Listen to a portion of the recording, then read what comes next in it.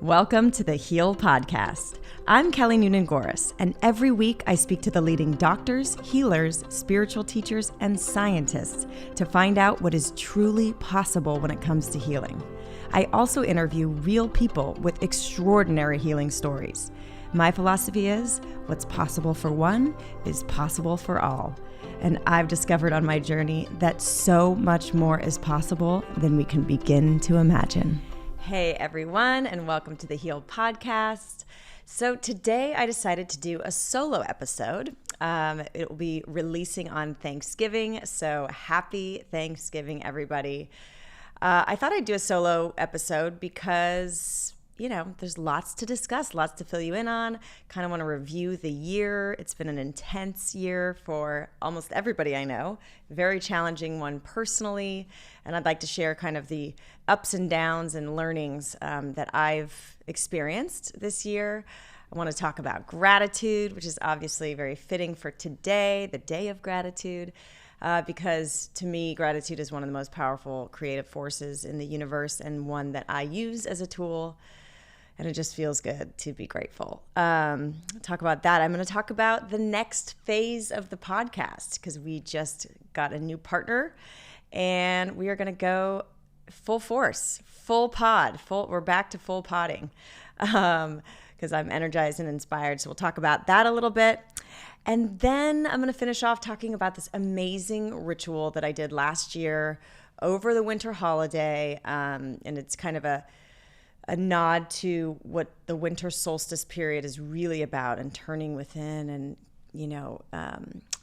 using the darkness to do the inner work. And it's a beautiful, amazing, powerful ritual that blew my mind last year. It's called the 13 Holy Nights. And I'm going to do an IG live about it with the creator, Lara J.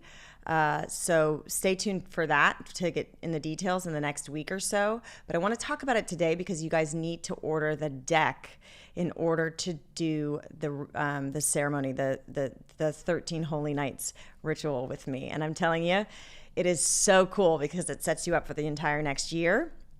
And so we're going to talk about that. So gratitude. First of all, I just want to say to all the listeners, thank you so much for continuing on this journey with us. We just continue to get the most positive, really appreciative feedback from, the interviews we're offering and the conversations we're having and the inspiration and empowerment through the information we're sharing. So, I love my job. I love to have these conversations. I feel very fortunate to be able to sit in a room with these masters and brilliant, beautiful souls with brilliant minds and beautiful hearts. And so it's an honor to be able to share them with you. And without anyone to share them with, these conversations wouldn't happen. If a branch breaks in the wood and nobody's there to hear it, it doesn't make a sound. Or is it just vibration? These are things to ponder. No, but really, I just want to say how grateful we are to our audience for following us along and continuing to seek out truth with a capital T with us. And so we can reach our potential in this life and really live a fulfilling life and heal and let go of the wounds, but also find gratitude in the wounds and the trauma that have shaped us into the humans that we are today. And on that note, I want to address, because, when you hear this episode, depending on when, in the timeline you hear it, I often get vulnerable in these podcasts if I'm going through some healing modality with someone or recounting a story. And as most of us, there's, one or two people in our lives, or whether it's our parents, our teacher, or sibling, or whatever it is, the dynamic that caused a lot of our pressure and shaped who we are, like I just mentioned. And my dad was, like many young girls, their father is a very powerful force in their life and a powerful shaping force. And so I just want to give note because I recently just had an interview with Marissa Peer, a world-renowned therapist, and we did this little hypnosis session in the episode. And I like dropped in right away and went to kind of some traumatic childhood moments. And they all kind of centered around my dad and his temper. And I just want to say in that, like, really the healing of trauma and the exploration of our wounds, to become aware of where we're getting triggered now in our adult lives. Those are such, I'm learning, my friend Peter Crone has taught me, like, he gets excited when he gets triggered, which is probably not that often for him anymore. But when I get triggered, I now get excited because I'm like, oh, there's something still to be looked at under the subconscious. There's a wound there that's still painful, that something is rubbing up against, to bring to my awareness so that I can heal. And in parenting, I've get triggered all the time, right? By my 4.5-year-old. We're in the power struggle phase. And so she's a great teacher to show me where I'm still getting triggered and the wounds that still exist. And all of this to say, a lot of my wounds have been about my father and his temper and just the tension in the household. And I just, I want to say that I love my dad so much. He's a wonderful guy. He was either the life of the party or stressed out because of work. And he was also an airline pilot. So he was gone for 2 weeks out of every month and would come home and feel left out. He would feel like he didn't have any control, and there was always financial stress. So, when I talk about his temper, there's so many conditions and his own childhood conditioning that created the context and the circumstance for him to behave the way he behaved. And by the way, I was also viewing his temper and his behavior through little 2-year-old lenses, or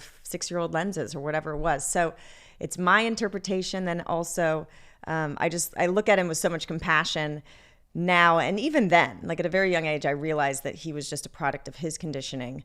And he was really, what seemed like outward anger was really a cover for hurt, deep hurt. So I developed compassion for him right away, but I still have these wounds and I still have these triggers. And it's, so I just wanted to say that I'm grateful for my father, and because he's made me sharp and witty. And yes, there's a lot to unpack and unwind and look at, and there's pain, and there's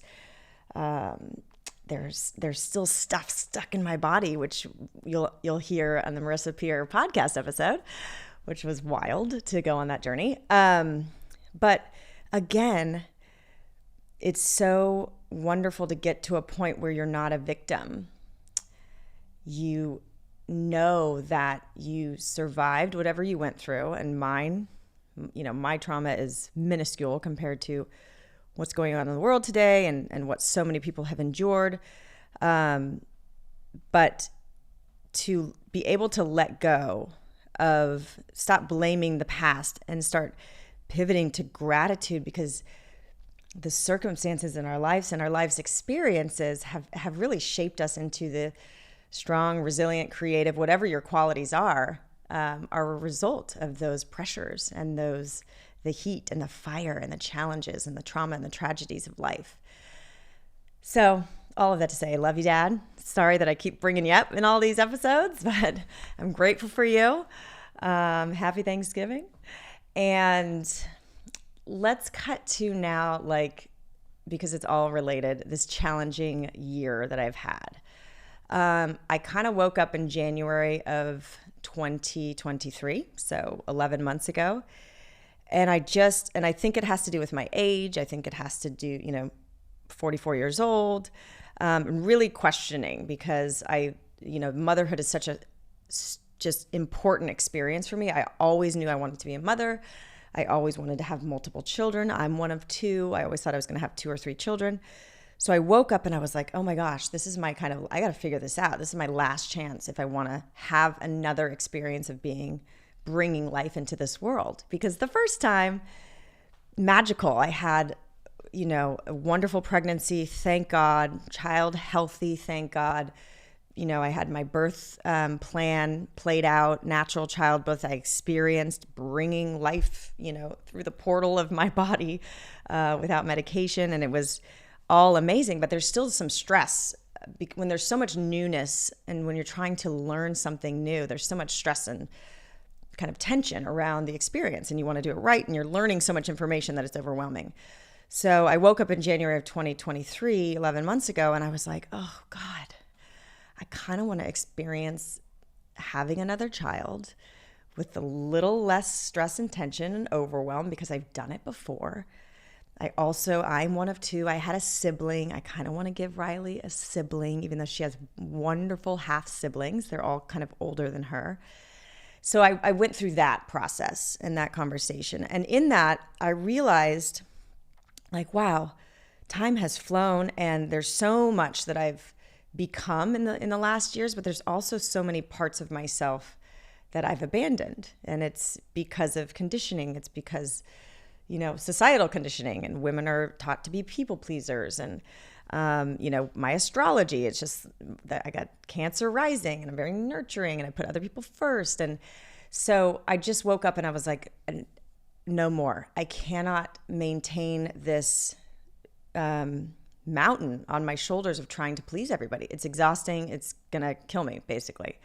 And so I have to put myself first. I have to put my needs first. And I cannot take into account everybody's feelings. I have to really think, this is my one experience in this body, in this lifetime. And, even though me having another child might disrupt or ruffle the feathers of some people around me in my environment, it might disrupt my life. It might, obviously affect my current child. Like, I have to really put myself and my needs and my soul's desires first. So that just brought to light how all the places that I've abandoned myself in life and put other people first and other people's expectations and needs and wants.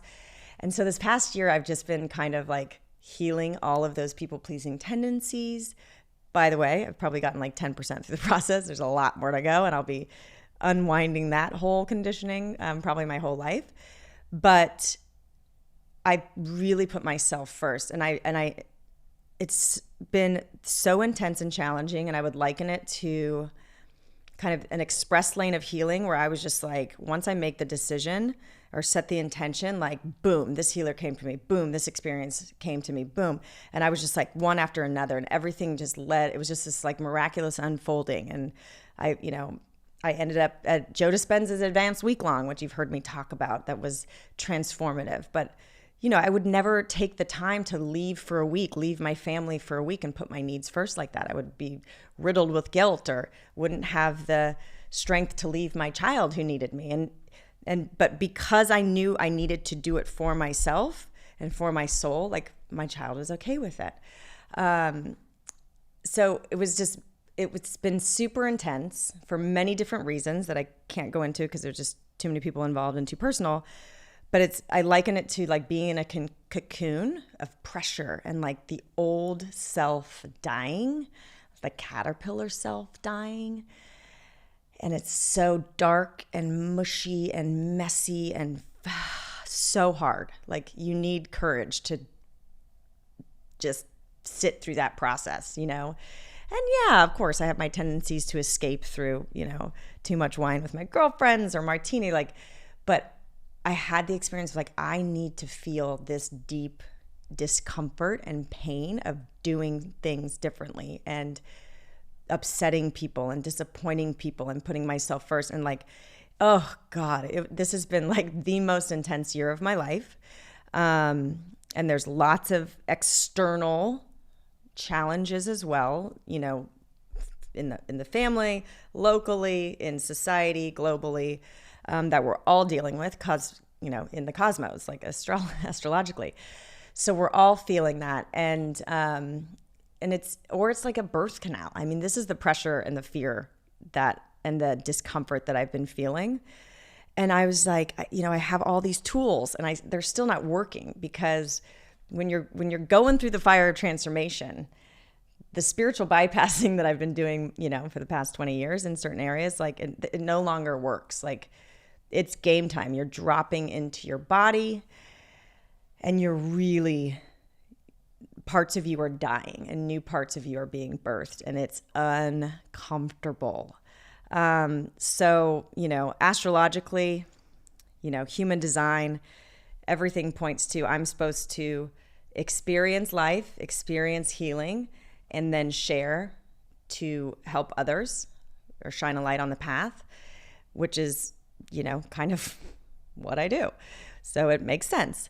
So I will continue to share my learnings specifically as, throughout different interviews as the podcast goes on. But I do feel like all of the healing I've done is about coming back to me. And I've had access to so many wonderful teachers and people and modalities like Joe Dispenza's work and intuitives and, world-renowned astrologers and so many people that have helped me come back to me. But ultimately, I have come back to my own inner voice. And even when people I look up to and almost guruify, I've now been able to sit with them and go, okay, that 82% resonates. And yes. But then this voice comes of oh, but this is your truth. And I've had the courage to follow that, which I don't, I've had moments before, but I feel like I'm coming into this next reconnection to myself so that I put that voice first. And I know I'll trip and fall because it's going to be a learning process to really know that voice and know that truth and discern it from other conflicting voices.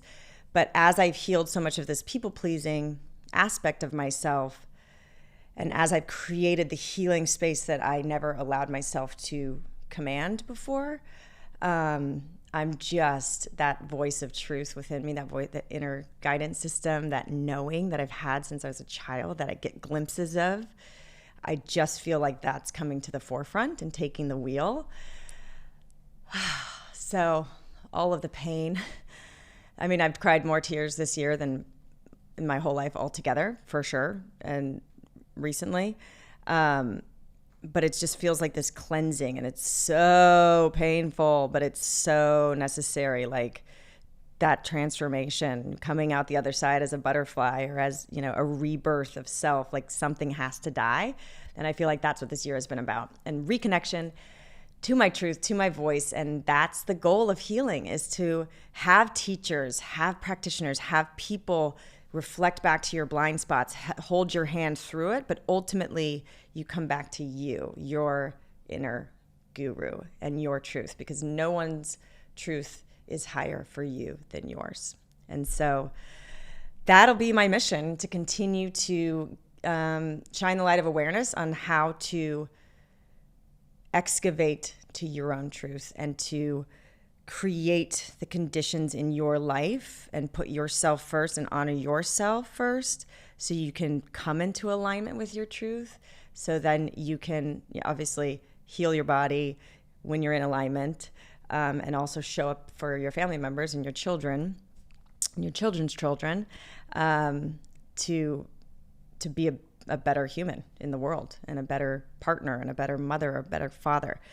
So that's cool. It's been challenging. It's been painful, but I feel like we're coming out the other side. We're birthing right now. Not over yet, but it's feeling good. So that's happening. I'll continue to share more about that.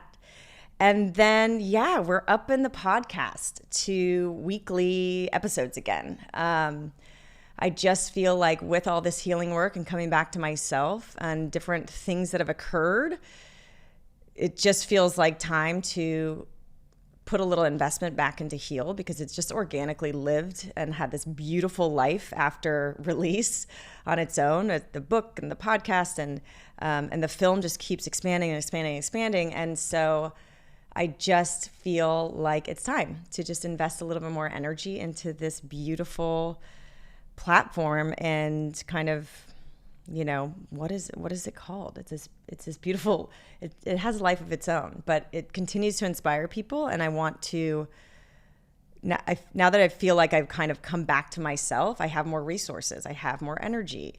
I'm not trying to people please anymore. So I've called some of that energy back, and now I can invest that back into sharing and talking and the podcast. So that's the next phase. We joined with an amazing partner, Cloud 10. So we will be coming at you every week. Be sure to subscribe on wherever you get your podcasts so that you won't miss these episodes. We've got some amazing guests coming in the new year and the rest of the year. Joe Dispenza, Zach Bush, we got Alyssa Goodman, we got Kate Nelligan. So many amazing people. And so much wisdom to share, so much inspiration. And obviously you can tell that I'm amped up for the next phase. So that brings me to, oh yeah, and by the way, this is a podcast. So if you love what you hear, or if you liked an episode, or if you shared an episode, or if you subscribe, please just take the 30 seconds to rate and review us, because the more stars we have and the more positive comments we have, or if you've got feedback that we can improve upon, great, because we just want to continue to reach more people and do it in the highest quality, most high integrity way that we can. And so we really appreciate your feedback, your rates, your reviews, your subscribes, and your shares. So thank you. Okay, so that brings us to this beautiful ritual that I did last year. This woman reached out on Instagram. Her name is Lara J. Again, I'm going to interview her in an IG live to get to the specifics of this amazing ritual. But basically, she created this deck. It's this beautiful deck. It's called the 13 Holy Nights Oracle deck. And it basically, it brings us out of that like rushed pressure, materialism, forced giving, freneticism and chaos and of the holiday season, and brings us back to ourselves in this like beautiful time where it's dark and cold, and you turn within as the light, there's less light in the world, and you're just supposed to turn within and be still in the stillness of the night, and really connect with your soul and rest, like that deep rest, to reflect on the year behind you and to start to intend for the year ahead. And so she sent me this deck last year, and she said, that was her intention. And so basically, I'm telling you about it now because it's Thanksgiving, and I want you guys to have the chance, if this resonates, to order the deck and do this ritual come Christmas. So I'm just going to explain the deal and my experience with it, and then if you want to order the deck, I'll give you a discount code at the end of the podcast. And you have to look out for the IG live to get it from her mouth, which is going to be much more detailed and inspiring. So between Christmas Eve and the evening and sundown on Christmas Day, you pick 3 cards, and that is going to give you the overall energy for the next year. And it's wild. She said every year I do this, and the cards are so accurate of how the next year unfolds. So it's and you just have to trust, like reading a tarot deck, or that the energy never lies, right? So you just trust, and you get still, and you have your intentions, and you journal. And so for that first 24-hour period, you set the tone for the whole year, and you pick 1 mineral card, 1 stone crystal card, 1 herb card, and 1 animal card. And then you read about them and you write about them and what that means. So like I think last year I picked rose, garnet, and owl. And then the following 24 hours, so between sundown on Christmas Day and sundown on the 26th, you pick a card. You have the whole deck together, so it could be an animal, a mineral, or an herb. And that will be the card for January. And then that continues for the following, subsequent 11 days. So you pick the 3 cards initially, and then 12 days after you pick 1 card for each month of the year.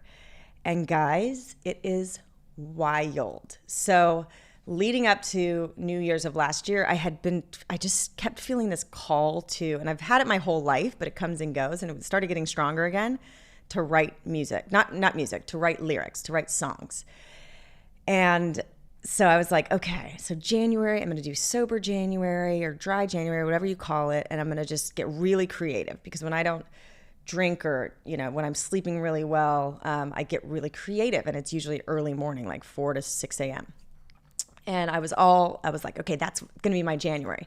Then I pulled these cards, and the first card I pulled for January was whale, which is all about song and storytelling through song. And I was like, whoa, that's crazy, because I had already intended. So that just locked in the belief into the system. And then as the months went on, you pull all your cards at that week and you write it down. So throughout this whole year, I've looked back in my journal and I was like, okay, what did I pull? At the beginning of every month, I'm like, what did I pull for September? What did I pull for October? November, I pulled the wolf. So we're in November now. And the wolf is all about pathfinding. You're the pathfinder and you stick with your pack, but you're also wildly independent. And it's like so reflective of what's going on in my life right now. It's wild. Again, can't go into details because it's a little too personal and raw. But perhaps in hindsight, I'll look back, but I'm just letting you know that it's so wild how right on these cards are. And you're picking them a year in advance, months in advance. So if that resonates with you, and by the way, the deck is so beautiful, like these cards. I mean, she did a wonderful job. And you could just pull cards randomly. Like I used to lay them out before school, and Riley's like, let's pick a card. And so, I just picked bear. Look at these beautiful cards. They're amazing. So like bear, I'm just going to give you a little ditty. I just picked bear. It's a gorgeous card. So I'm going to go to the bear, and it's about retreat, deep rest, introspection, intuition. Bear could be called the den mother of the Holy Nights ritual. Every year, she faithfully returns to her cave to hibernate, to spend the winter months in deep, dark, nourishing silence. Bear knows that the infinity of the heavens lies not only above, but also within. She reminds us of the vital importance of turning inward, of journeying to the infinitely deep inner cave that awaits each and every one of us. So then she goes on a few more pages. And then there's a nice little summary at the end and says, if Bear has lumbered into your holy nights, she may be asking you to slow down, to listen to your inner voice, to simply be with yourself in solitude and stillness. Bear knows that no one else can do this for you. You and only you can carve out an inner cave for yourself where you will find deep rest, profound nourishment, and personal truth. So, there's that and so much more. Rainbow obsidian. It's really one of the most beautiful decks I've ever seen. So if that resonates, check it out. It's called the 13 Holy Nights Oracle deck. We will put the link in the show notes. And the code is Kelly15 or Kelly15 with the % sign. I reached out to Lara right before this to ask if we could give the code to my audience, and she's dealing with her poor mother who had an accident, and so she's in a little intense right now. So it's either Kelly 15 or Kelly 15 with the % sign. Try both, and stay tuned for that IG live I do with her, because she'll explain it way better than I did. But it's a fabulous way to really just set the intention for the next year and kind of get excited about what's going to unfold. And then you look back throughout the year 2024 and look at these cards and go, wow. How does the energy know? It's pretty wild. I love that stuff, clearly. So that's it, guys. I'm going to keep having these solo podcasts every now and then, although we have like so many guests in queue for you. But yeah, just thank you again for following us and being part of our community. Reach out if you have any suggestions, people you want to see on the podcast. Again, you could listen anywhere podcasts are found, or you could watch us on YouTube. Sign up for the newsletter if you haven't already on healdocumentary.com, because we send out a newsletter every week with lots of, great little nuggets of wisdom and different programs and collaborations we're doing with people that you won't want to miss. All right. Be blessed. Enjoy the day with your family and your loved ones. And gratitude. It's a good way to, one of my favorite things is gratitude journaling. I've talked about this before, and it's very prevalent in Joe Dispenza's work. But the brain doesn't know the difference between what's real and imagined. I'm just going to leave you with this note. So because of survival and because we're just inundated with negative information, we have this tendency to go to the worst case scenario or get fixated on what we fear. And I just think we are so powerful. And as we become more and more conscious and healed and aware and awake, like gratitude is the tool where you can grab back the reins of your mind, this wild stallion of your mind, and focus on what you do want. Start with what you are actually grateful for in your life. I'm so grateful for my health. I'm so grateful for my loved ones and their health. I'm so grateful that I have access to healthy food and clean water and warm shelter. I mean, just the basic needs that so many people on this planet do not have. And then you start to, whether you're just doing this in your mind before bed or right after waking up, or, I think writing for me is very powerful too. So I write this in a journal. And then you start to mix in things you're grateful for that you desire as if you already have them. Because like I said, the universe, the mind, the brain doesn't know the difference between what's real and imagined. So when you start to visualize what it is that you want, so let's say it's love or a baby or a promotion or a vacation or a cat, whatever it is you want, you visualize yourself having that. You spend the 2 minutes, 5 minutes, 10 minutes visualizing the things and the experiences that you want to have. And then feel the elevated emotions, the love, oh my gosh, the relief, the gratitude of you experiencing these things and having these things. And you shift your energy, you shift your vibration, and that sends out a different wave into the field. And then you start to become a magnet back. And of course, we're going to be ripped into the current of fear every now and then. But if we can catch ourselves and come back to gratitude and that exercise of like focusing on what we want as if we already have it, and just being grateful for what's here right now with us, even if it's just our basic needs, you really shift your life and become a magnet to so much more. What you appreciate appreciates. And I just started re-listening to Abraham Hicks and their work through Esther Hicks, Ask and It Is Given, or Money and the Law of Attraction. Like, if you're interested in kind of some of this gratitude work, I would suggest, looking into Joe Dispenza's meditations and his work, and also Abraham Hicks. Dig a little deeper if you want. So that's what I'm doing these days. All right, that's it. Have a wonderful Thanksgiving, and we'll see you next week. Thank you for listening to the Heal Podcast. Be sure to tune in every Thursday for more empowering wisdom and inspiring healing stories. And make sure you hit the follow button on Apple, Spotify, or wherever you listen to podcasts so you don't miss that one episode that holds the answer you've been searching for. And please rate and review us so that we can grow and reach more people. Thanks so much, and be well.